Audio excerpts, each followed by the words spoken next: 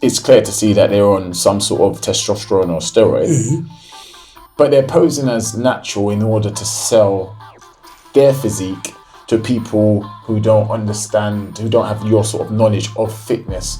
Generally speaking, I'll say that's a scam. And there's a lot of scam out there. People who claim that they are not on steroids and they are, and it's all about selling and making money. And have you ever taken a cheat day in 20 years? That's a good question. I know it is. He's big, or oh, you look big. If I was taking steroids, I'll look like you. Do I believe he's natural? That's a hard question. I don't know the person, I don't know the guy, but from looking at the physique, from my own expertise, my opinion, I think maybe he. And I think you really have to have a passion about it, and you have to have a reason to succeed. You can't. It isn't to be just something that you want to be. That you have to have a niche and a passion.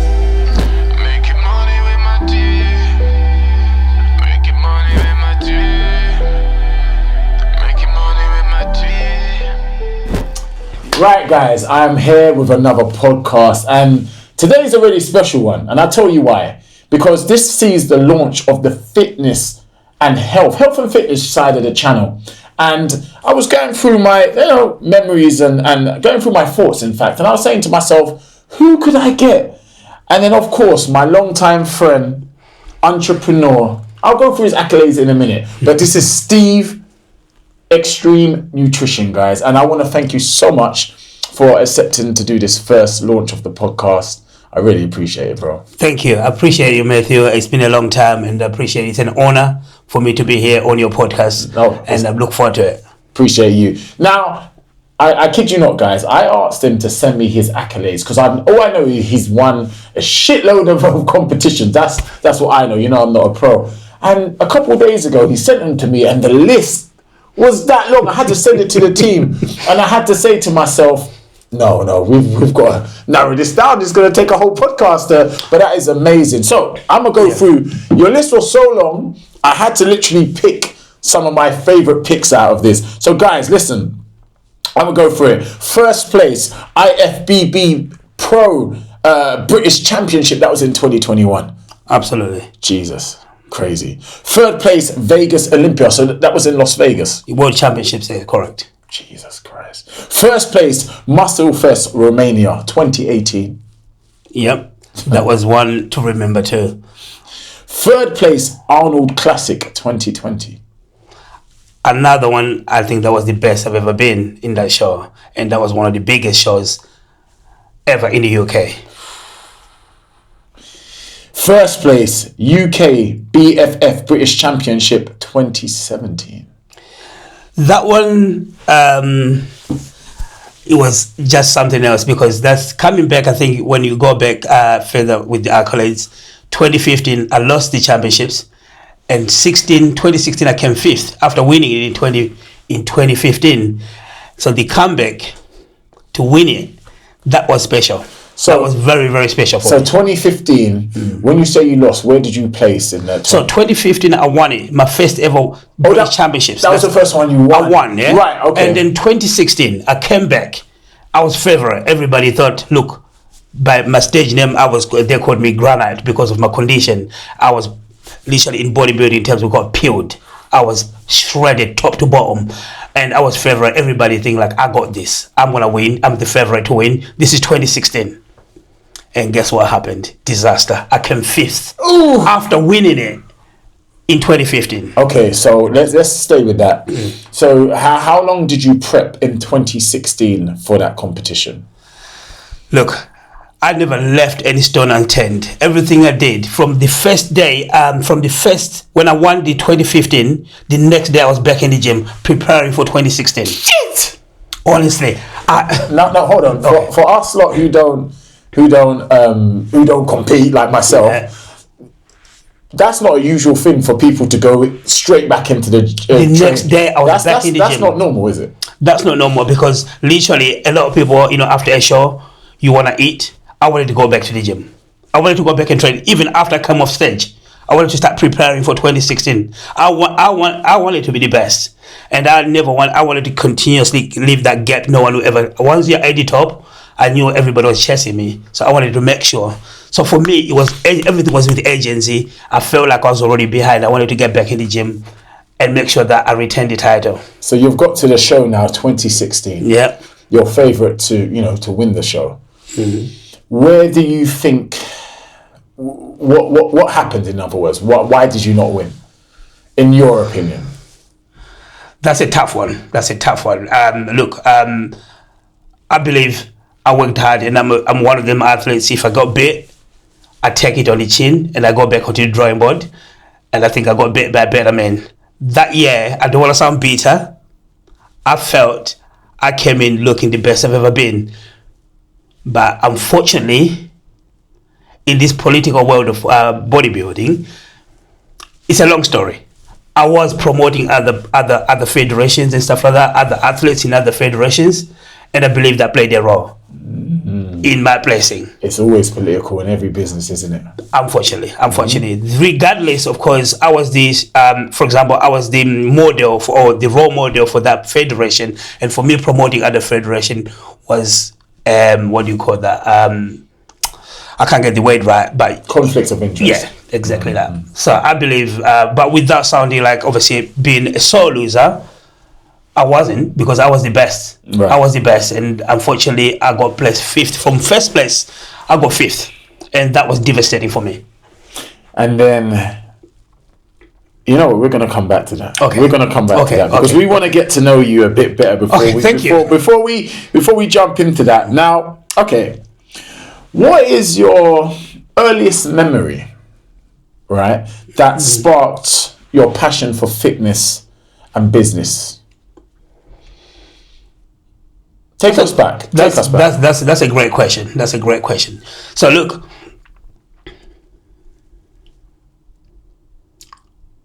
so as a young boy, when I came over to this country, by the way, because I wasn't born here, I came from Africa when I was 14. Which country? For the Zimbabwe. So I was 14 years old. I came here on my own. With all I had is a plastic bag of in a black bag, my clothes. And I felt like marginalized as an individual, and I felt like I was nothing. I was like 8 stone. Okay, so so when you was younger, you was naturally more slimmer built? Oh, listen, I was like 8 stone. I was like a twig. I wasn't even, there was no muscle, there was nothing. So obviously coming over to this country, it was like obviously, especially I moved here in Romford, and Romford in 1996. You could barely see a black man. That's nothing to do with racial or anything like that. But at that point, I just felt like marginalized in society because I was sort of like the only sort of black guy here, and everybody, I was small. But what happened really in terms of like getting into fitness? I remember I used to work. Basically, it's a long story.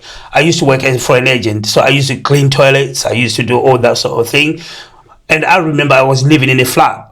And that flat was overlooking Fitness Fest down the road in Atlanta Boulevard. And I used to see all these big guys lifting weights, and I was like, oh, I wish one day I could join a gym. Look at these big guys, I couldn't afford it, if I'll be honest.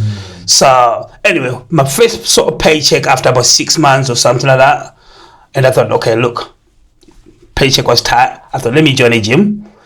And I was in the training, and I was strong. And what age was this now? That you joined the gym? So this was about probably that was 19 years. I was 19 years old. 19 years, okay. 19 years old. And would you say that's when your first kind of full-on experience in the gym was around 19, 19 years old. Consistently. Yeah, consistently. And I joined the gym, and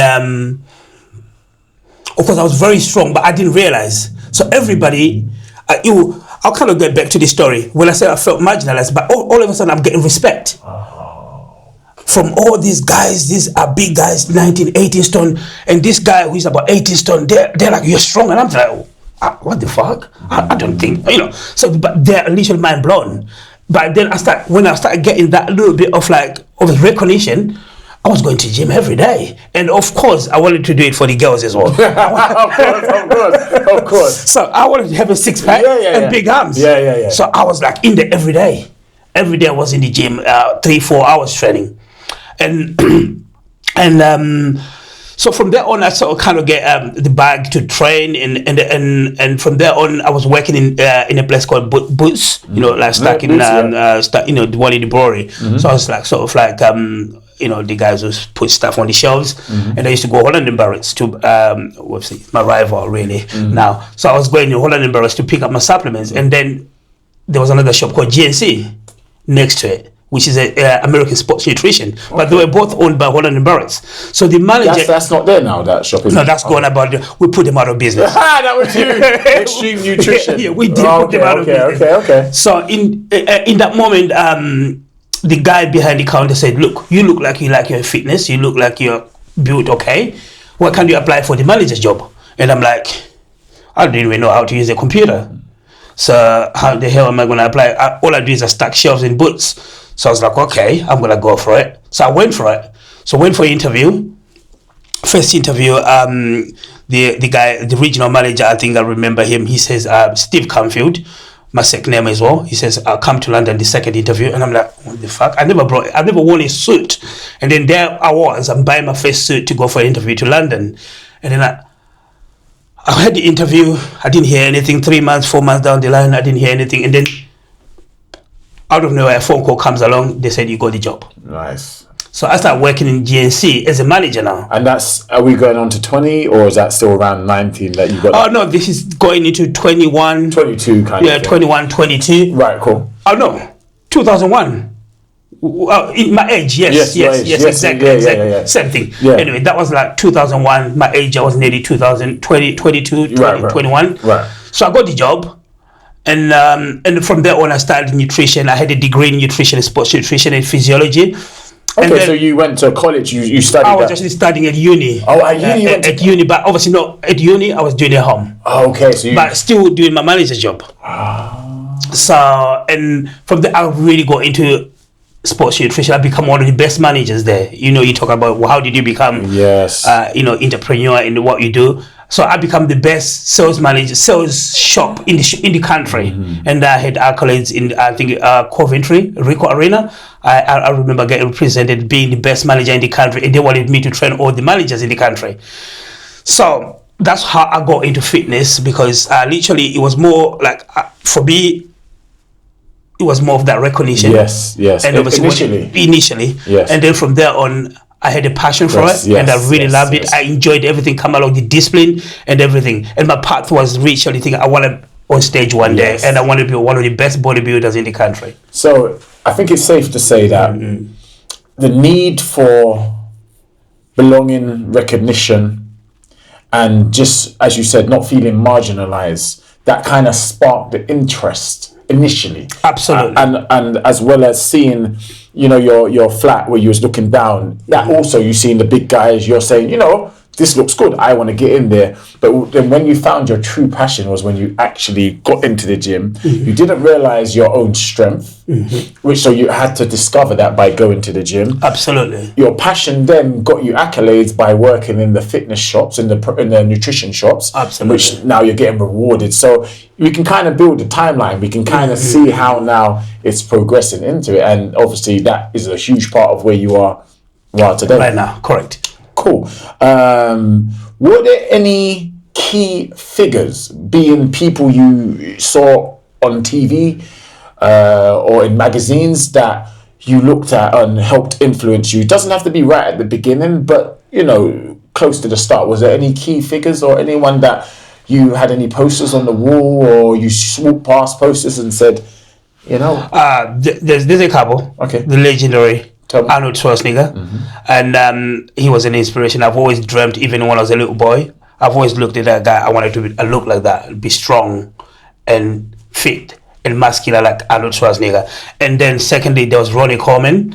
Of course, I resonate in certain different areas that he seems like similar structure. And of course, he was the reigning Mr. Olympia in that era as well when I started bodybuilding. So he was very relevant. So Arnold Schwarzenegger and Ronnie Coleman. Ronnie Coleman, yes, I'm aware of those two as well.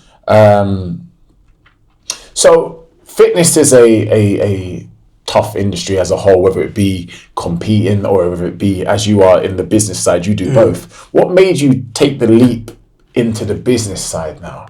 So we've spoken about your inspirations to get into the gym and to pump and to be strong. But now what switched or what happened where you said, I want to actually turn this into a business now and actually make profit money and out of my knowledge? What made you do that? Because, we know we know hundreds of bodybuilders, but they're just competitors. They're not on the business side, as you know fully well as well. So what made you decide to get into the business side of fitness? I wanted to better myself, and I wanted to be the best I can be in everything I do. So when I had the insight of working as a manager, and I knew I was very good at what I did, I was the best manager in the whole country. The shop was very profitable, more than any other shop in the whole country. I knew I had something special within me.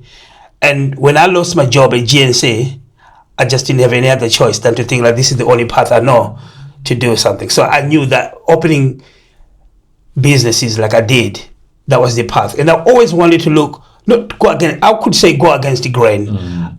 I just wanted to be the very best I can be in my bloodline. And I continue to try to pursue that. That's amazing. Yeah, that's really amazing. Yeah. Okay, so we've got a great understanding of the early Steve, the pre-pro and winning. But I've got some questions. We've done a poll, and here are some fan favorite questions they want to ask you. Because, right. What are some of the biggest misconceptions when it comes to losing weight? One of the biggest one, people think carbs makes you fat. And not necessarily. Actually, it fuels the body to be able to increase your natural metabolic rate, to burn more calories and fuel, to build more muscle. So one of the biggest misconceptions is people think avoiding carbohydrates. You see people going on carnivore diets, this diet, Cambridge diet. There's nothing wrong with those diets, but they're not sustainable. So a balanced diet with carbohydrates, protein, and fats is one of the best ways. And with exercise, it's one of the best ways actually to support fat loss and build muscle. When you build muscle, you're kind of compounding, you're putting an investment into your body where it can burn fat whilst you're actually doing nothing. The more muscle you have, not necessarily being a Hulk or a bodybuilder, but generally everybody has to carry a little bit of lean muscle tissue. And when you carry lean muscle tissue, you're going to lose body fat. So one of the biggest misconceptions is people thinking eating carbs and they avoid carbs. Okay. And this is what fuels to grow in your metabolism and producing the hormone called T3. T3, when you avoid carbohydrates, the body doesn't produce as much T3, which is the hormone which is responsible for fat burning. So initially you lose a lot of weight and then it just stalls because your T3 level, the body is not producing as much because you're not eating as much carbohydrates. So a lot of people deal with, but the misconception, they'll think like, but I lost a lot of weight when I wasn't eating carbohydrates. They're still hung up to that. But they don't realize they lost a lot of water initially. And then the body now is not producing, it needs a spike. And then that spike that's when people, they say they eat a lot of, they do a cheat meal, which is another really bad misconception when people say cheat meal. Because cheat meal, people go on and eat junk. And what that does, it just sets the body backwards than actually forward.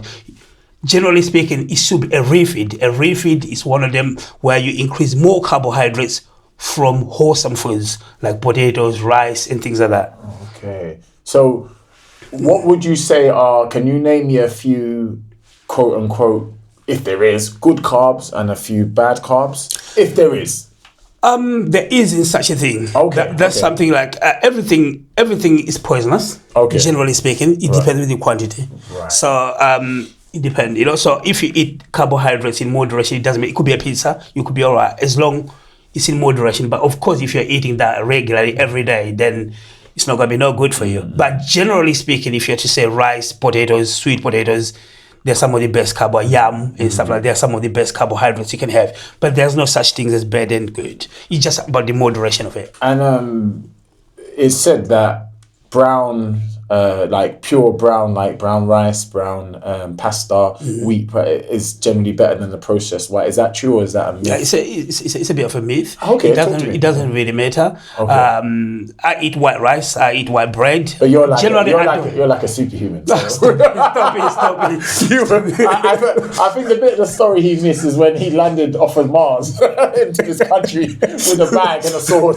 Yeah, and a sword. Yeah, just to kill Dragon Ball Z cows, to kill cows. Guys, he wasn't Zimbabwe. It was not. But no. Okay, so that's kind of a myth in a sense of there's no need. As long as you eat the right portions, it doesn't really matter if it's. It doesn't matter. It doesn't matter. Some people, like for me, I'm actually. I'm not saying brown rice is bad. I'm just talking from my own experience. If I eat anything brown, it actually clogs my stomach. I can't digest it quick. I need quick absorbing carbohydrates. So a rice, for me, white rice in particular, or white potatoes, they're better for me. My body literally just like a machine. It just needs anything to slow it down. It doesn't like that. My stomach will literally. But that's not to say white rice or brown pasta is bad for you. Right. But there's no neither. But the margins are so small. It's not going to make any difference eating brown or rice. That's probably the bottom line. What about to fuel for a gym workout? Would there be? It does not matter whether it's brown or. So usually, if you want to fuel your gym workout, you want quick absorbing carbohydrates. So you want white. You don't want brown. Brown is slow. It makes you sluggish. Everything slows down. You want something quick absorbing, so you can utilize that glycogen, which is the carbohydrates you just literally consume, to be able to fuel that workout. So if you're having slow, then. Okay, it's going to make you a bit more slumpy, like slow. The body didn't need the fuel right there, so it's going to take time to digest that. Right. And then we want to put blood into the muscle when the pump, and then the body is fighting to digest the food alongside you trying to train. So it kind of like conflicts each other. But you're better off to have, say, for example, if you're a fan of, say, for example, an individual is a fan of brown rice after post-workout. But post-workout, having said that, contradicting myself, you need quick up the body needs to replenish. Right. So it needs quick fuel. Okay. So you're gonna need something like sweet potato or white rice, which is a lot more, or protein shakes, or cyclic dextrin, which are quick absorbing carbohydrates. Cyclic dextrin probably is something I'll show you. Carbex downstairs. Okay. We have that sort of carbohydrates. That's even more efficient. Literally, it's like 10 times absorption quicker than anything. Okay, I didn't know that. Yeah. And I have a question. Sure. You've been training 20 plus years. Yeah. Have you ever taken a cheat day in 20 years? That's a good question. I know it is. No. I knew it's going to be no. I knew it. Guys, I have one every weekend, guys. This is the wrong interview for me to be. But that's why he's got those trophies and I haven't, because how come you haven't? I just don't believe in that. And having said that, I don't believe in shit days. Do I eat chocolate? Yes, I do. So is that your Achilles heel, a bit chocolate? Dark chocolate. It has to be dark chocolate. I'm not talking about Mars bars, So is that the only thing in gym terms you eat that would be quote unquote bad? That I wouldn't call it bad. It's like I enjoy it and I know the benefits of it as well. Oh, right. It has extreme good benefits for blood flow, and it's good for generally it's good for the heart as well. Okay. So everything I eat is for a purpose, really, generally speaking. So you've not really had a burger in a while. A burger, pizza. No. Oh, pizza, burger. I can say if I'm having a cheat meal, if you say that, which I don't classify that as a cheat meal, would be a fillet steak with chips. Oh yeah, but that's not. Steak is good for you, isn't it? Of course, steak is good for you, and there's a misconception. People think chips are bad for you too, but chips is literally oil and potatoes. So the two ingredients. So in any sort of when you look at food as a whole, I look at it. What is it? What is in it? If it's processed, then it's got like 1,000 ingredients. Yeah. Like chips, for example, people really kind of like they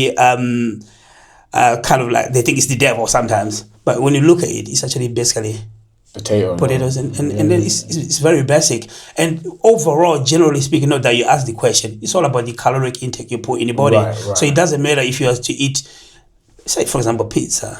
No, it's not my thing. Yeah. But as long as you're eating within the caloric intake, then you're okay. Right. I see what you're saying.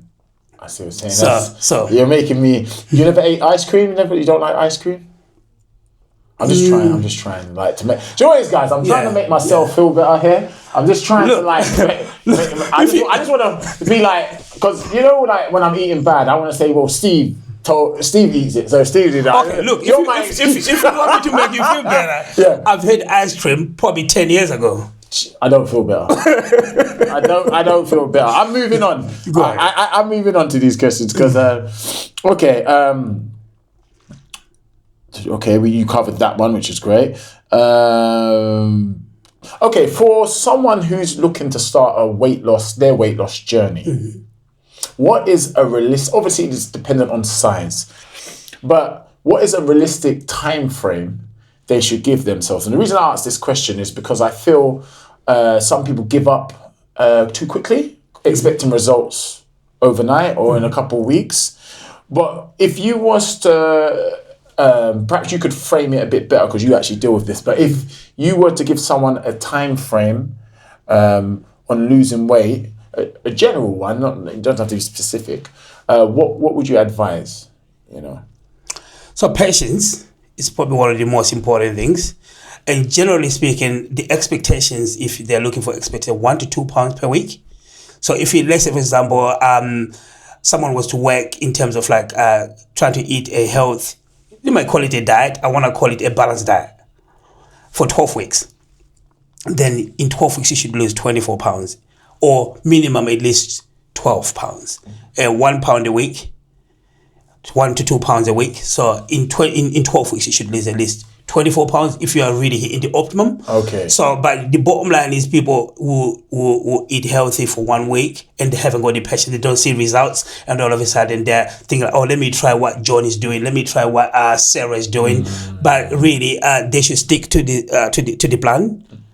And always always gonna get results when you stay consistent and be patient. Really, probably does. I don't know if that answers the question, but that's it does. And in terms of let's break it down into kind of 2 parts: gym and food. So in a sense of what would you advise someone, even if it's just maybe walking or doing, just someone who's not into the gym, they go here and there, but they want to start implementing something to lose weight. Perhaps they just want to change their lifestyle. How would you advise them to start? So being active, of course, is going to be one of the most important things. At least walking. So they could either walk to the park, or if they go a gym membership, they go on the treadmill. But generally speaking, you're always going to boil down to the nutrition. You have to be on a calorie deficit. To whatever you do, you can exercise as much as you want. If you're not in a calorie deficit, you're just going to keep spinning the wheel and you're not going nowhere. So really the bottom line is what you put in, and then the training will come second in terms of like, of course, it's important to keep your heart and everything, your organs really are healthy as well. So it's very, very important. But the diet is the most important thing. Can you break down, because there will be a few people who don't understand what caloric deficit is. So could you just explain? So caloric deficit, everybody has an average. So for example, I'll give an example. If you're a 200-pound man, generally, should I just give it an overview? Say, for example, you need 2,500 to maintain the way they are, if they're overweight, whatever. So a calorie deficit, we minus 10% out of the 2,500. Right. So 10% of that, my calculations will be off here. 250. Yeah, so it will be 2,250 they will need to consume to be able to lose weight. And then they can stick with that consistently, and then they're going to get results without a shadow of a doubt. But it has to be consistent. I'm just going to put in very non-scientific layman terms. So you have an average, and you want to kind of stay either on that line or below that line. There's a maintenance. Right, maintenance. Maintenance. Say you want to. You can start on maintenance and see. This, for example, if you incorporate, if you never exercise, even if you start on maintenance and you start exercising, you're going to create a deficit because your energy expenditure from exercising is going to create more deficit on your total caloric intake you're doing, which will be, say, maintenance. And then when you hit a plateau, you can minus 10%. But a lot of people do drastic, they come from, say, for example, they were eating without any recollection of what they're eating. They're eating 3,000 calories, they're eating 5,000 calories, and all of a sudden they want to go on a diet for 1,500. You're going to hit a brick wall. That's why people get disheartened, because there's no consistent or gradual drop. So if you're eating 5,000 calories a day, you can't just go on 1,500. You want to try to gradually bring it down, maybe to 3,000, and then gradually get to the 2,500. But it's sort of like you don't really want to, if you're a man, really, 2,200 is probably about right, depending obviously what size the man is and what goal you're looking to do. So what if someone was to say they want to reduce their caloric intake in order to burn some excess fat? However, they're starting to feel hungry. Is that something that's perhaps in their head, or is it because they're used to, as you said, taking 5,000 and now they've dropped it to maybe 4,000, 3,008 calories per day? Is there anything you would advise for anyone who's saying, like, I'm trying my hardest, but I keep on feeling hungry throughout the day? Yeah, that is something they have to embrace. You have to embrace once you get in a caloric deficit and once you're doing sustainable, I've been doing it for years, you have to train your mind. You're not hungry. It's either you might need the water or you might use things like coffee. Personally, I will go for black coffee. And if I'm being naughty, I go for Pepsi Max. Again, they got zero sugar, zero everything. So, or water, or sparkling water is my other go-to. So generally speaking, we live in this. I'm not trying to sort of like put this on society, but we have a society which is indulgent. They've never been hungry in their lives. People have never been hungry. They don't understand what's hunger and thirsty. Right. I drink about 5-6 liters a day. Hold on, that was really that's a good saying, because I want to break that down. He said that we live in a society where myself, my family, we're privileged enough that we've never actually gone hungry. So the thought of you actually being hungry in your head is coming from a place of privilege, in a sense of some people have gone a day or two without food. Look, I'm talking, probably, you can say I'm privileged, because for me, from my background, I only ate probably 1 meal a day. So when I'm here, or people, I coach individuals now, and they say, do you drink water? They never drank water in their lives. When I was in Africa, I had to take a leaf. When the rain rains, and then the water puddles, and then I have to use the leaf to drink that water. So here, I can have a bottle of water whenever I want to. I can walk in the shop and get a bottle of water. There's not, for me, I just find it hard to understand. How can you not just do that? And it's good for you. It's true. So when it comes to hunger, it's exactly the same thing. I think we come from that thing.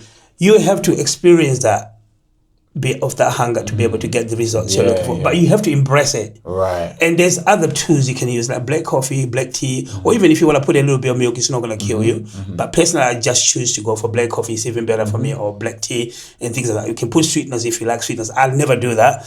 But that's the aim. But it's the indulgence, I believe that. So when you're not training, which is never, so I shouldn't have said that. Okay. So what is your...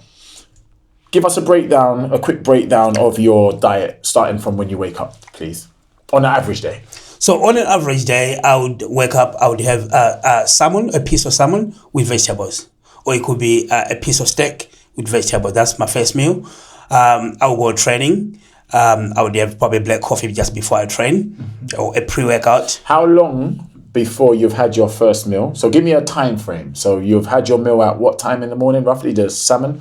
One? So that would be 5:30 in the morning. 5:30 in the morning. Yeah. And then what time would you start training? I'll get to train at about 6:30. About 6:30. So it's giving you about an hour. Yeah. And then I'll start training, and I'll finish training. I'll probably go, do my recovery work. Right. And then I would have my first meal at about probably 9 or 10 o'clock. Okay. Which will be eggs. Okay. With avocado and some oats. It could be potentially oats, or it could be potatoes again. So explain to me your post-workout meal. What does that have in it in terms of macros? Yeah. So it consists of protein. It has from what? Protein will come from, say, it could be eggs. It could be eggs. It will be eggs. But sometimes it could be steak again. And how do you make your eggs? They could be scrambled. They could be fried eggs. Okay. And of course, I'll have a bit of small half an avocado. Depending, it's a small piece. Yeah. There's some fats, and I would have potatoes. Right. Or sometimes it could be oats. Okay. But usually, I know my go-to usually is potatoes. Okay. So it's either potatoes or oats, not both. Yeah. Not both. Either one or the other. Okay. And that would be that. And how do you have your potatoes? Usually boiled. Okay, cool. I'll just boil them skinless, skin. Yeah. I find, again, digestive system, the skin is quite fibrous. Right. Fiber is good for you, but for me... doesn't work. Yeah. And how many eggs do you have? I would have about 8. 8 eggs. 8 eggs. That's a whole... Stop it. You sure? But yeah, okay, around 8 eggs. Okay, and what would you have? Is that with water as well? You drink, or like for a drink, or do you have a drink with your? Yeah, I always have water. Yeah, always have water. Maybe black coffee, but water is always. Do you ever drink orange juice or anything like that? No. I've not drank orange juice probably since 2000. Jesus. So water, black tea. So we're gonna go on to training techniques and strategies. Okay. There's been a lot of debates I've seen online about people training twice a day, whether it be in the morning and in the evening. I think usually it is like that, morning and evening kind of set up to increase their chances of, getting better results.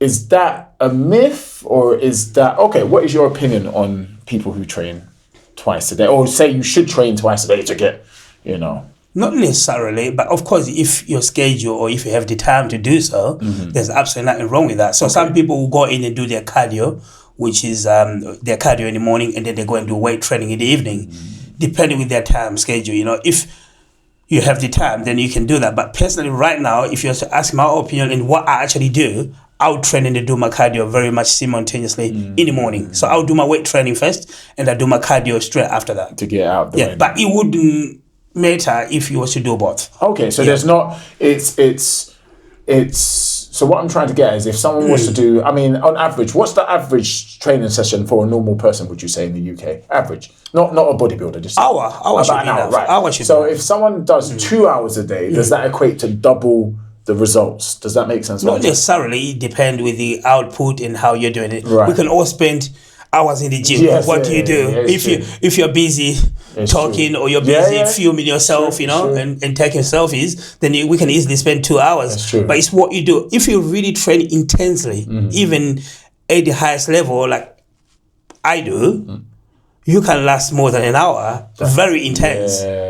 I spend 2 hours, so I would train good hour, maybe sometimes hour 20, depends. But then the other 45 is on doing my cardio. So in the end, it end up being 2 hours, but that's not 2 hours weight training. So if you're spending 2 hours weight training, this, in my opinion, there's something, you're spending too much time in there, you're not pushing as hard. Because if you're pushing that hard and the intensity, it's impossible. It's hard. Guys, I can tell you for a fact, when I've been in the gym with Steve many times, when he's got his hood up, he's in his Darth Vader mode, he don't want no one to talk to him, guys. Do not talk to him then. He's still nice if you do talk to him. He's not angry. But you can tell, I've seen you, bro. You look like you're in the zone. There's only a few people I've noticed that seem like they're laser focused. And that definitely, I would say, is helped to get you where you are in terms of, being so high up in there. Thank you. Yes, cool. Okay, so we want to get on to the juicy part, I guess they could say. Steroids. Sure. What are some of the biggest misconceptions people have when they hear that word, steroids, when it comes to consumption, or they just see someone you're in the gym and you see someone and someone says, that guy's on steroids, that's why he's that big, or, what are some of the biggest misconceptions? One of the biggest ones, you get people like say, he's big, or oh, you look big. If I was taking steroids, I would look like you. And I'm like, look, personally, on my personal opinion and what I've experienced, you haven't got the discipline as me, you're not laser focused as me, and you're not consistent as me, and you haven't got that willpower day in, day out to put in that work. So that it's a big misconception thing, like you can take steroids and you can look like somebody who is big. There's a lot of, in terms of like discipline requires, to look like that. You can take as much steroids, anyone can take as much steroids as they want. They're not going to look like me. They're not going to look like someone who is jacked up like that. It's impossible. You have to work even harder. And I believe, right, that there are a lot of people in the gym that are on steroids, but because they don't look good, no one bats an eyelid at them. But they're taking them, but not training hard. They're not having the right diet. So no one would even assume they are on steroids. Absolutely. But they probably are. But they're taking it, as you said, as kind of a placebo even to say, well, if this guy's that big, you know, whether he's natural or not. I'm going to take this. And have you ever come across anyone who's, you know, taking them, perhaps you in the changing rooms and in their mind they think they look better than they are? Has that ever been a case? You don't have to mean specific. Yeah, you get guys, you know, very egoistic, you know, in general. So basically, you know, when individuals or anyone takes steroids is testosterone. Testosterone gives you confidence. And sometimes it can be delusional. People can get disillusioned, you know, and they start thinking they look better than they do. So have I experienced it? Yes, of course I've seen people, they're literally delusional. You think like, man, listen, they're still got bitch tits, they're fair. You know? they think they look right. They think like, honestly, live it out. Put some work in, diet hard, and do whatever you got to do, but you need to diet, you need to train hard. One thing I've always wondered, and I actually don't know the answer to it, I've seen a lot of people in the gym who have a lot of acne on their shoulders and back. Is that from misuse of steroids, or is that just a hormonal thing, or what is that? Usually it's misuse. Okay. Highly likely they're either the consumption of it, the intake of it is high, and their diet is full of sugars and processed foods. So the body is trying to eliminate toxins alongside the steroids, which are very toxic, of course, and the food they're eating is toxic. So the byproduct of that likelihood is going to be acne. Or they're taking too much and they're eating crap, shit food. The negative side effects of steroids misuse. Aggression, and short tempers, which of course is exactly the same thing. Those are the main ones I would say. That's the main ones. That's the main one, really. A lot of people think they're taking something, they think they're superhuman. They over exaggerate. You know, like sometimes, you know, it's that person's character is revealed. Right. Sometimes so it's like kind of like when you're drunk, they say. I was gonna say that. You know, you have the intentions. You want to go and chat to a girl. And then you think like, let me have a few vodkas, and all of a sudden, you can go and chat the girl, you know? Yeah. That's exactly the same thing. Right. That's exactly the same thing. You have two guys, they're exactly the same build, same gym, good diets, training right, in the right caloric intake, you know, everything's good. One of them is on steroids, the other one isn't. What is the one on steroids gonna have, and what advantages is the one on steroids gonna have compared to the guy who's not on steroids? Recovery. It's all about recovery. In any athlete, it doesn't matter what they do, whether it's a bodybuilder or if an average guy in the gym or a golfer or anybody, it all boils down to recovery and how you perform day after day. So steroids, what they do, the positive side of it, you recover super quick. You're like superhuman. So I can go train. We can all train today and we can give it 110%. How about tomorrow? How about the third, fourth, fifth day? Someone who is on steroids will recover a lot quicker. You won't. It's impossible if someone is natural. And that's why that's the unfair advantage, because the guy who is on steroids is going to pound it a lot harder day in, day out. Especially if they're laser focused and they have that determination. You got no chance. That's why it's unfair, because you will still train hard the next day, but not anywhere near. Yeah. So you are left behind. If it's like, say for example, if it's a car race, you know, someone is in a Ferrari, you're in a Ford Fiesta, you got no chance. So recovery is a big thing. Is there anything else? Maybe like, does it help grow muscles? Or of course, basically anabolics. Steroids is anabolic. So being an anabolic state, it means your body is able to assimilate nutrients a lot more efficiently, and nutrient partitioning a lot efficiently, and also support fat loss. Okay. At the very same time. Sorry to cut you. Does the body without steroids, does it have an anabolic state, the normal body, or you can mimic it. You can mimic it naturally, but it can never be as much to that level. Right. Yeah. Okay.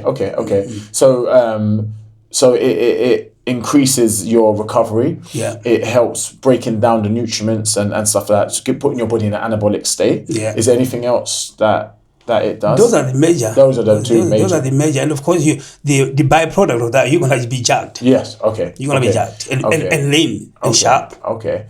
And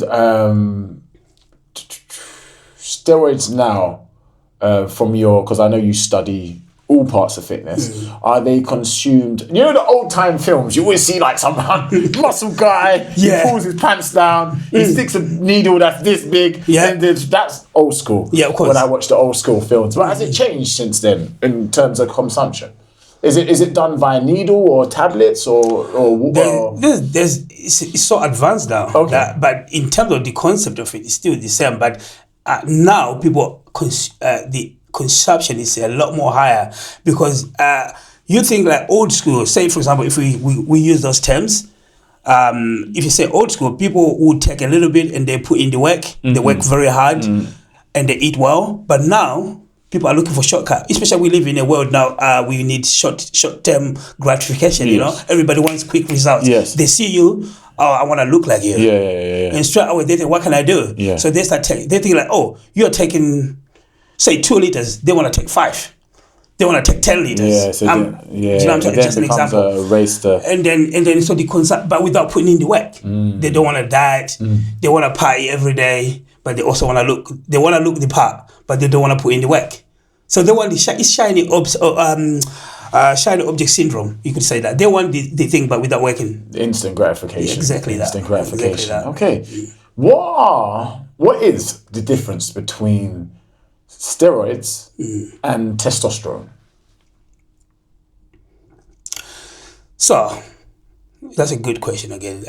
Everybody generally we produce testosterone, which is a steroid. So naturally, everybody. Is that men and women? Yeah. Okay. Everybody. Okay. We produce it naturally. Right. But you can take extra from external, which is it can be tablets, it could be injectable. Understand. So that's it's still testosterone. If the question, your question is testosterone a steroid? Oh, more like because I don't understand. So do people have steroids being replaced now in 2025 by testosterone, or is there some people that have take steroids and testosterone? Because testosterone is steroid. Oh, it is a steroid. Yeah. I didn't know that. That's it's a type of steroid. Yeah. Oh, I didn't know. So testosterone, everybody on earth, naturally born. We are born with, as you grow to adulthood, you produce testosterone in women and men. Right. But testosterone is steroid. You have it even naturally, but you can take from our external to take more of it. Oh. Are we? Yes, it does make sense. You know, some people have said online that if you do take external testosterone, it could reduce your natural building testosterone. Is there any truth within Absolutely, that's correct. Yeah. So basically what happens is when you take external testosterone into or injectable testosterone, it stops your body producing natural testosterone. Is that a good thing or a bad thing? That's a terrible thing if you don't know what to do, because there's certain protocols you need to do, like for example, after a cycle where you need to take a PCT.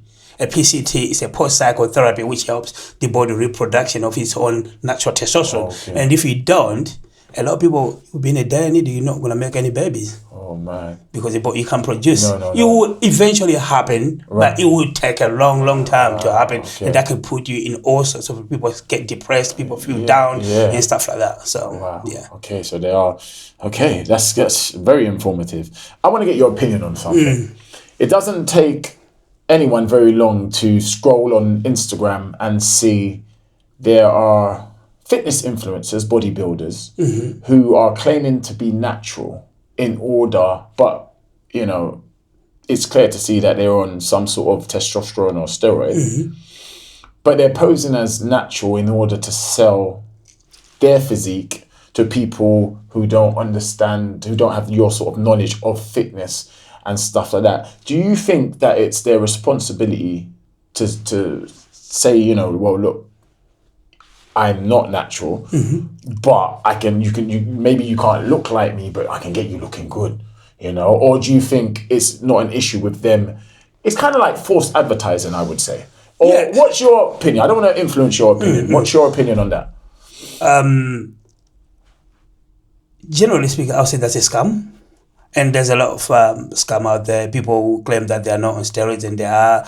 and it's all about selling and making money. And there's a lot of influencers, like you say, who would claim that they're natural to be able to sell, but it's selling a dream, which is a normal average guy is never going to achieve that. But people will chase that, and people believe that. People, people are fickle. They see something and they get told something. They believe in that. They can't question outside what they're seeing there to think like how, or be a bit more logical with it. People are very with emotions. So these guys, they use people's emotions. And unfortunately, we live in a society where people just want to jump onto that. So they take advantage of people who have no idea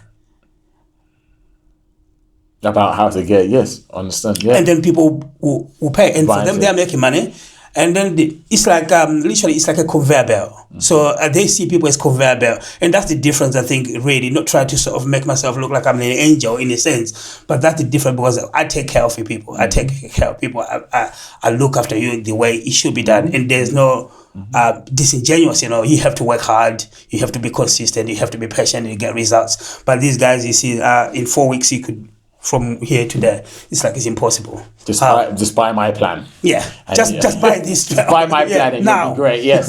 All right. So now I want to have a bit of fun. I, like yourself, have a few of my favorites fitness people that I look up to. Some of them I know as well, and you can tell they're going hard. They see it, they post it, they show it. But there has always been a bit of controversy, or a bit of I wouldn't even say controversy. There's just been a bit of open question whether this guy and a few guys are natural, haven't taken any testosterone or steroids, which I know you said is the same thing, but any additional stuff, or whether they are taking stuff. So I just want to get your opinion.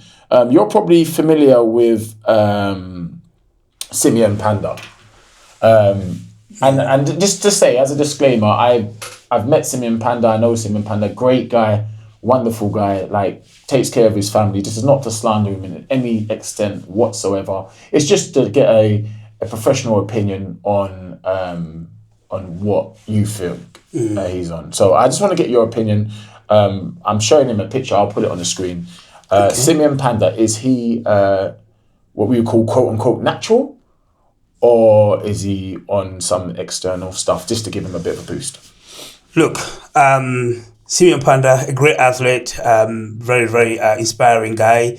I've known him for years. I wouldn't say I know him personally, but I admire his work ethic. He's consistent and a great businessman as well on top of that. But do I believe he's natural? That's a hard question. I don't know the person. I don't know the guy. But from looking at the physique, from my own expertise, my opinion, I think maybe he does take a little bit of something. But I can't say. Yeah, no, you can't 100%, say through. But look at he has a tremendous chest. He has tremendous shoulders, and the frame is this big.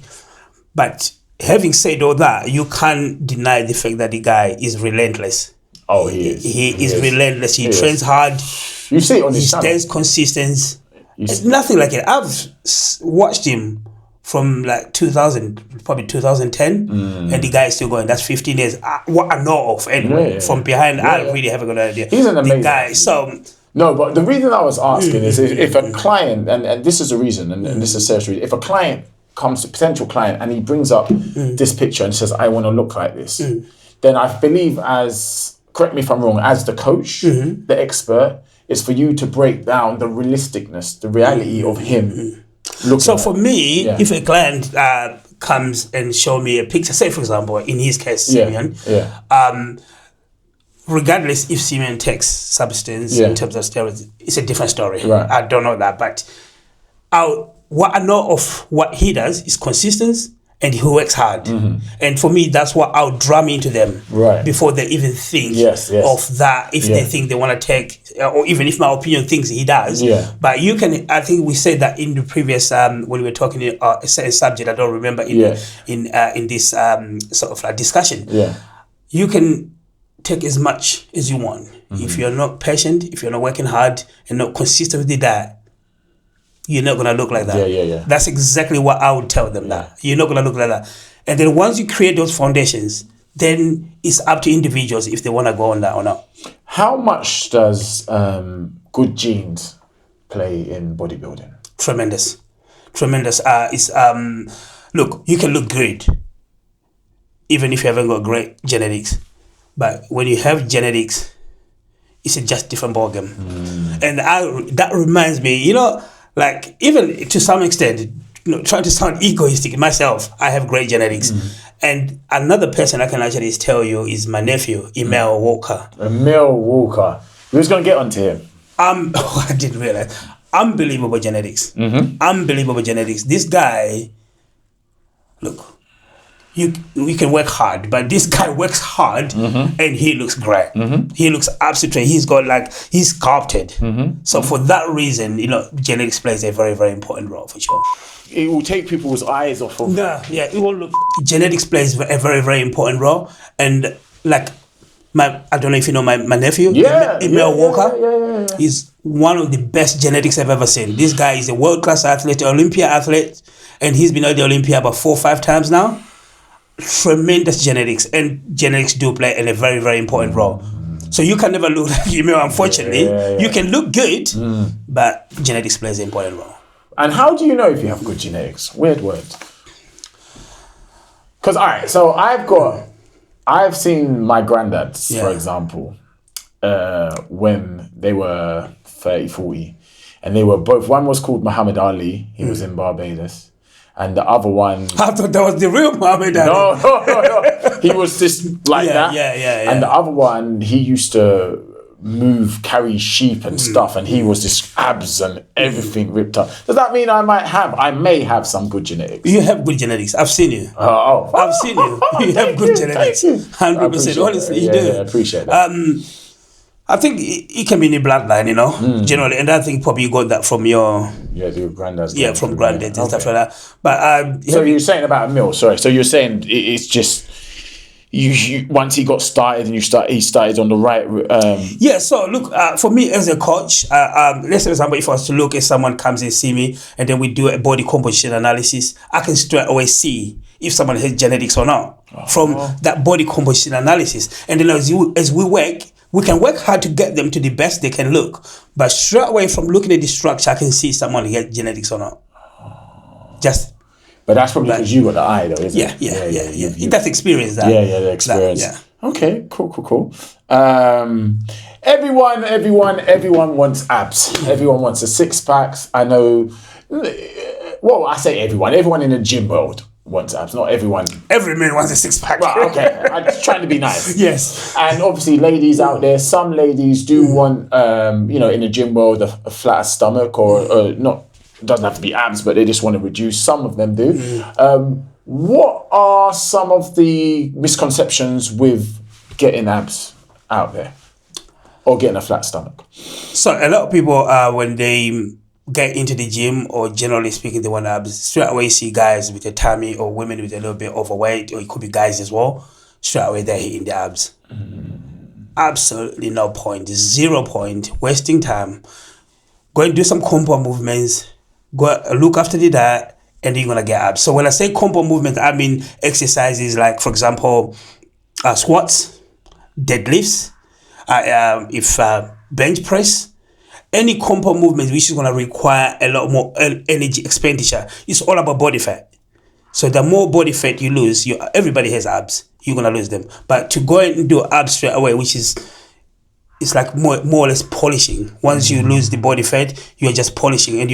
But core, having said all that, is one of the most important fundamental aspect of our human body, human physique. You have to have a strong core. Everything revolves around the core. Everything you do derives around the core. If you haven't got a strong core, you're gonna find it hard to squat. You're gonna find it hard to do even your biceps curling.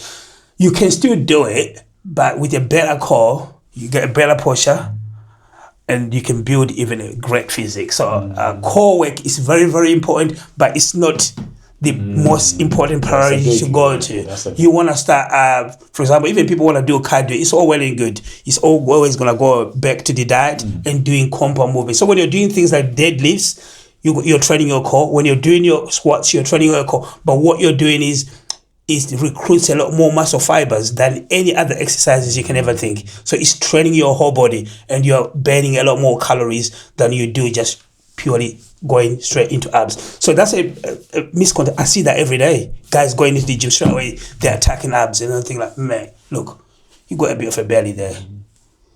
Do some compound movements, and you're gonna get the abs. Abs is just a finisher, a polisher, icing on the cake. All right. Do you need to directly train abs in order to get great abs? What I say by that is, obviously most exercises you do implement the core, but do you have to directly? Keyword, you say the great. Yes. Great, yes. Yeah, yes. You say great. That's a keyword there. So, yeah. Great, yeah. You have to. Just like any other body part. Yeah, you have to. I train my abs, for example, I train my abs very much every other day. Okay. Obviously, I train 7 days a week. Every other day I train my abs. Sometimes every day. Do you have no rest days? No. Are you sure you're human? I come from Mars, remember? No rest days. Jesus Christ. No days off. Guys, I can't even say I train hard no more, guys. I thought I did before this interview, but I'm going to go home and cry after this. What is one of the toughest challenges, could be one or two, that you have faced so far along your journeys?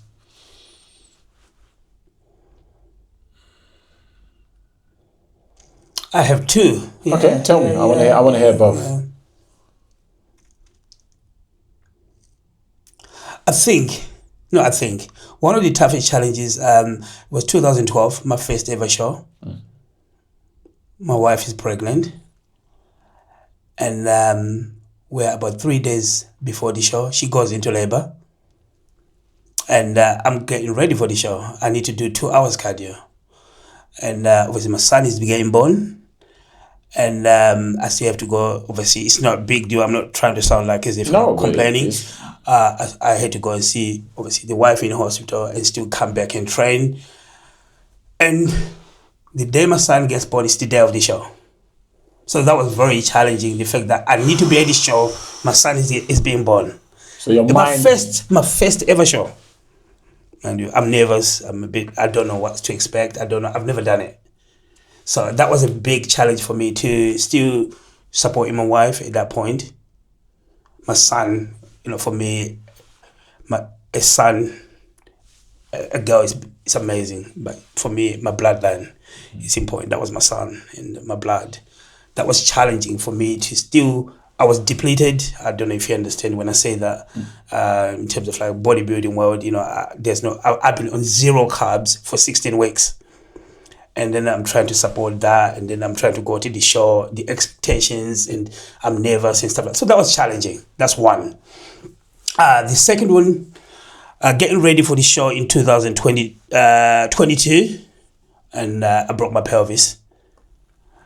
And how did you break it? I was training in the gym, and I'll come back to the story about abs as well, actually. Okay. That saved my life. Okay. I got told I could potentially die. I might not even be able to walk again. So that was like all of a sudden in a flash. I woke up that morning, like any other day going to the gym. I had 2 options. I needed to go to one of my best friends has a gym in Orpington called Muscleworks Orpington, and I was living in Hornchurch. Or I could go Reed Gym in Basildon. And I decided to go Reed, but my mind wanted to go to Orpington. But I'll get to the story. We wonder why I'm saying that. I decided to go to Reed. The machine I got injured with, it wasn't there in Muscleworks. You chose to go to Rip Gym that day instead of the Orpington. Yeah, the margins were so small. Basically my point is, it's amazing in life generally. It's kind of like a life lesson, The margins are very small. I changed directions to go to, I was actually on my way to Muscleworks, and I decided to turn and then go ripped. Nothing against ripped. it just happened that machine, which I did, was not at Masterworks. If I was at Masterworks, I believe, but fate, I believe also in that bit of that. And that really just shows you how fragile as us as a human, because that little split decision. That split decision, and literally I got in there 8 o'clock, bang on a Sunday morning. The gym opens. I was in there, first exercise, and the 4th set, boom, everything like that within 10 minutes or 15 minutes max. Like, my world just ended. I can tell you that, because I was wearing a belt, and then I had a big pop. I was like, fuck. And I feel like everything, my balls, everything, like literally going to the floor. So I collapsed on the floor. My missus is trying to pick me up. I was like, listen, I'm okay. Don't worry. I'm, me. I'm like, I'm alright. Just do your fucking set. I'm gonna just leave me a minute. Yeah. And I'm trying to fucking, I'm against the wall. So I'm trying to fucking wiggle around to try to get up. I can't get up because I'm trying to keep it occupied so I know something terrible has happened. So at that point, she finished. She says, no, we need to go to hospital. I was like, no. Shut up. Get back on there. Do another set. Look, listen, I'll be okay. At that point, I'm still, my back is against the wall. I'm trying to get up. I can't get up because the pelvis is connected. Once that's broke, you can even spin your legs like this. And then everything else, I can control this. This is like limp. So I'm trying to, a bit of a shock as well. You can't remember. So I realized something bad is happening at that point, and I'm thinking like, look, and I'm in denial a little bit. I'm a strong guy. Listen, it's gonna be alright. You're gonna get up. She says, no. I was like, do another third set. Look, listen to me. Do another fucking more set. And after the next set, what I'm gonna do with you, I'm gonna train you. We're not gonna train together. So you do it. But I'm still on the floor. I'm still trying to get up. And I can't get up. And in the end, I started seeing stars. Oh my God. And then she said, I was like, okay, let's go home. I'm gonna run a bath and I'm gonna put ice cold on there. I don't know. I'm broken the pelvis as well. You gotta remember that. Wow. And I'm gonna put ice on there. Are you not in excruciating pain? I'm in excruciating pain. I'm seeing fucking stars, bro. So I'm like, listen, I'm gonna go home. So I got 2 of my clients in the gym. They carry me. I said, I'm not going to hospital. I'll be all right. Don't worry about that. So they carry me. They put the car seat down. So I lay down. So as we left the gym, I think we are about a few miles down the road. Now the pain is unbearable. I feel like I can't even see. This is a bit embarrassing for me, That's probably one of my first time I've ever cried. I don't fucking cry. I'm surprised. Most men would have passed out. Thank you. But it was the pain was excuse. So I said to her, take me to hospital. That felt the longest journey to hospital. The hospital was only about 5 minutes away. That felt like 5 the hours. longest. And then we go to the hospital. Remember, it was like COVID rules were still kind of in application. Yeah. So as we get there, there's no one in the reception. There's no one to help. And now I'm there. She can't lift me.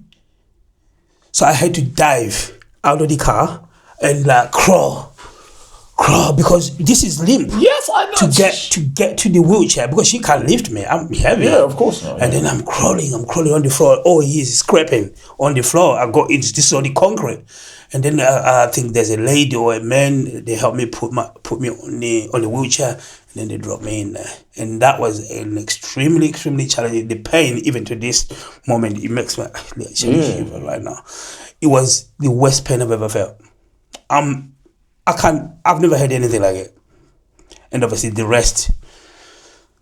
Do you want us to continue here? Yeah, I'm listening. So we're there in the hospital, and then we get there. This is Basildon Hospital. We get there, we get told, look, you gotta wait, you're in the queue. And then I'm in excruciating pain. 5 hours I'm waiting. No painkillers. I'm screaming for painkillers. I'm like, please just give me. Listen, I'm a proud man. I don't ask for this pain. Listen, guys, I help everybody. This pain must have been for him to be asking for any sort of painkillers.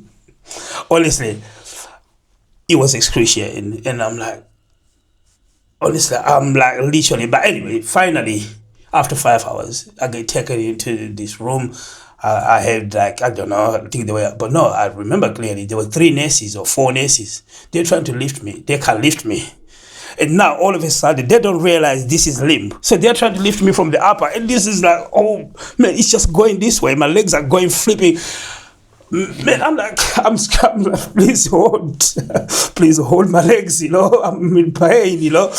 It's literally excruciating. And then they put me on the bed. And, honestly, I feel the pain right now. I'm not even joking with it. I believe you. And then they put some painkillers. They say, what can? They say, just give me whatever you can give me. And they give me the strongest stuff they had. And I was all right. Then they put me through the scans, and then that's when they discovered that I broke my pelvis. They said things like that. The doctor said they've never seen anything like it. It happens in an airplane accident. Whoa. Sometimes they've never seen. It doesn't happen in normal. What did you do? And obviously I told them the story. They said they've never seen an injury like that. So I was in Basildon Hospital for a few days. They were sort of saying that they're going to do an operation. In the end, it wasn't happening. Things were getting worse. And then that's when I went private in London. Oh, okay. So I got to London, and I want to talk about the abs. Mm-hmm. So we're in London. I think I spent about couple weeks or so, 2.5 weeks in there. Finally. So all this time, this is the longest time in your life that you haven't trained, I'm taking. That's the only time I've ever had a break. That's the only time I've never had a training from 2012. Every day I trained. That's the only time I had a break. Crazy. So I'm in London.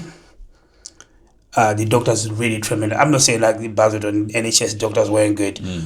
Tremendous service there. They looked after me, and obviously got to London. It was really, really great. Mm-hmm. And my point, the doctor comes to me, and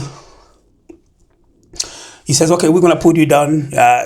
We're ready now, because I think there was something, they were testing for COVID, they were testing for other tests. They think like the body seems like it's ready to be operated.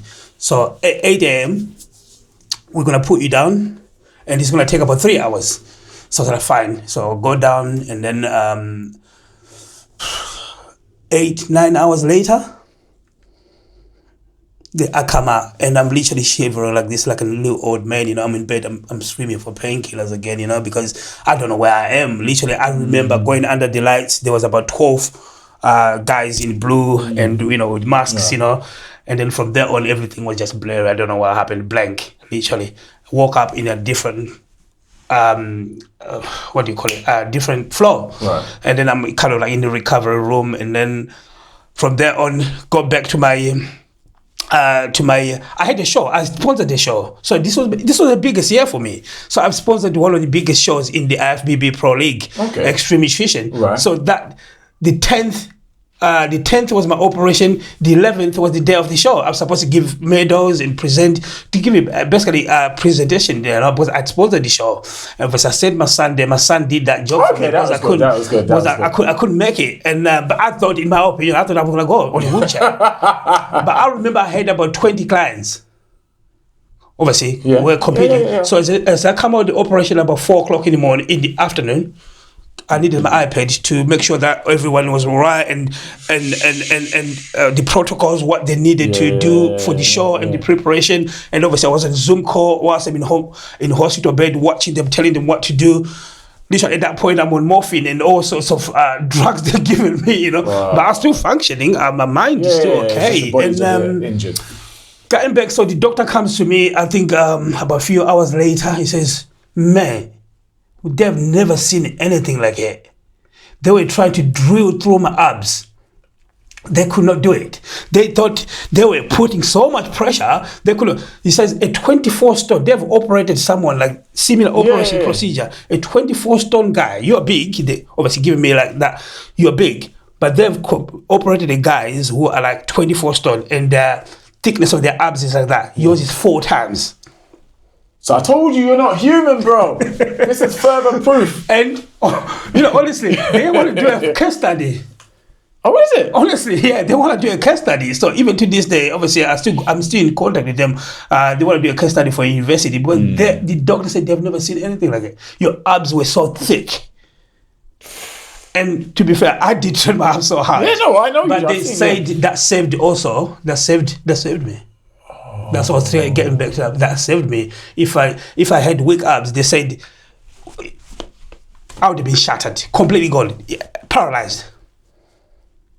or not even here. That's crazy. So that was the story. I wanted to sort of get back to the abs. I understand. Yeah. So that was one of the hardest challenges. And then obviously learning to walk. I couldn't walk. And then I think I'll show you some of the videos. I was on a wheelchair and then go on a Zimmer frame. Yeah, we're going to put some of those videos. And then I was on crutches. So at 10 months, 11 months, I was out of the action. How did you feel not being able to train for that period? I had to embrace it. I accepted the fate, what had happened. I was just grateful to be alive. And be around your family. Yeah. And I hadn't seen my family for a very long time. So after being in the hospital, because COVID rules would not allow, I would only see, and I couldn't, even them, look, I'm a guy, I help. I try to help everybody as much as I can. I couldn't wipe my ass, bro. I had to ask for help. I couldn't wipe my ass. I couldn't do it. I had to get someone to basically shit myself, bro. Well, that's why having a good woman is very important. Yeah, so she would come and do that for me. I would not ask the nurses to do that for me. So that was probably the most challenging out of them. Even the first one was okay, but that one was the worst one because I thought I might not be there. I'm going to ask you a question and I don't know the answer to this. Have you ever revisited that machine again? Yeah, straight. Oh my God, this guy! He didn't even hesitate. He didn't even hesitate. The first thing I did when I went into the gym, exactly that. That was the first thing I wanted to face it. This is no joke. I had the video as well talking about it. That this is my first day back in the gym, and I'm back on that machine. I want to conquer it. I'm back at it now. Incredible. I honestly thought that I had him there. I thought he was But look, that's like say, someone get involved in an accident driving. Are you telling me you're not gonna go back on the roads? Some people get traumatized from flying, driving. Fair enough. I mean, I had Easter eggs. When I was younger, I ate so many Easter eggs, right? This is so not the fitness thing, right? But I was about 8 that I brought it all up. I don't eat Easter eggs since being... No way! You fucking broke your pelvis, bro. Oh, well. Okay. Man, listen, Steve, it's been a wonderful podcast. Like, we've got so much more to do. Guys, Steve is going to be... Extreme Nutrition is definitely going to be headlining our fitness channel.